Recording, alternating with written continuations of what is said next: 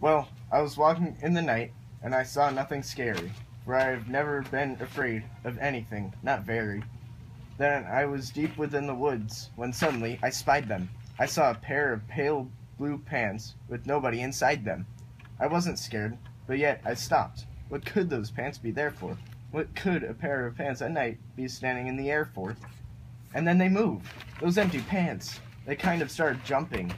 And then in my heart, I must admit, it kind of started thumping.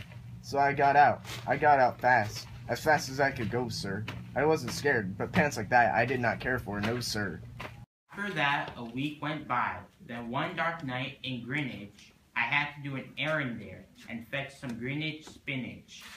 Well, I had fetched the spinach and I was starting back through town when those pants raced down the corner and we almost knocked me down. I lost my Greenwich spinach, but I didn't even care. I ran for home, believe me, I really had a scare. Now bicycles were never made for pale blue pants to ride on, especially spooky pale blue pants with nobody inside them. And the next night, I was fishing for a doubt trout on River River. When those pants came rowing toward me, well, I started to shiver.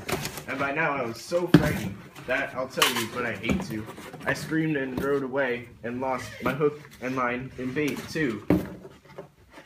I ran and found a brickle bush. I hid myself away. I got brickles in my britches, but I stayed there anyway. I stayed all night the next night, too. I'd be there still, no doubt.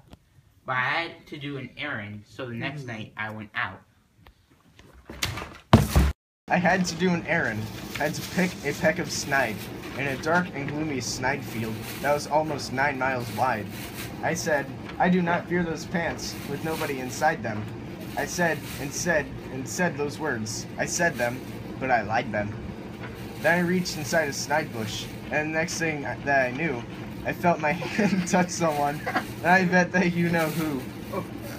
And there I was, caught in the snide, and in that dreadful place, those spooky empty pants and I were standing face to face. I yelled for help, I screamed, I shrieked, I howled, I yelled, I cried. Oh, save me from those pale blue pants with nobody inside. But then, a strange thing happened. Why, those pants began to cry. Those pants began to tremble. They were just as scared as I.